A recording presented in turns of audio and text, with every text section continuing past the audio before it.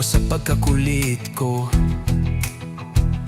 sa pagiging pasaway at pag-iinom ko, sa pag-una sa barkada at pamamerwisyo, sa katamaran at sakit mo sa ulo.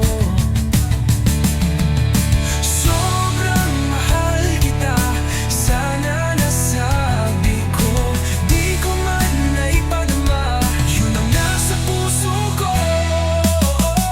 Kamay mo'y aking tangan, mata'y luhaan, impit ang mga salita, hirap kang pagmasdan. Ikaw ang aking sandalan at laging tabuhan.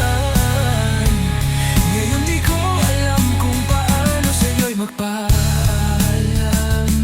Lahat na yung sinakripisyo, ngayon ko lang napagtanto. Sa bawat oras at minuto, di nawawala sa isip ko. Sa mga oras na kailangan mo ng tulong ko, di mo ako mahagilap, asan na ba ako? Ba't ba sobrang tamad ko, di ka naman ganito?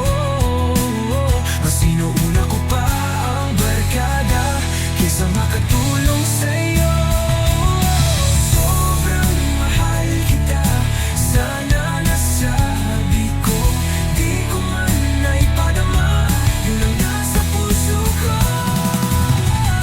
Kamay mo'y aking tangan, mata'y luhan, impit ang mga salita, hirap kang pagmasdan. Ikaw ang aking sandalan at laging tabuhan. Ngayon di ko alam kung paano sa'yo'y magpaalam.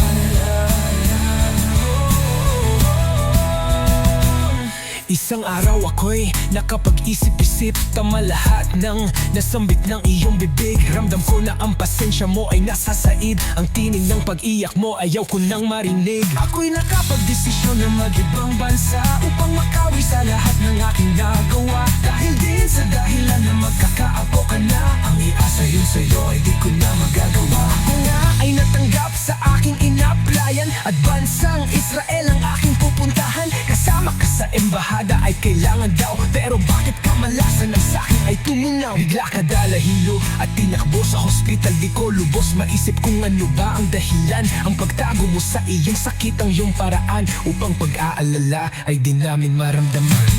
Napakadaya mo,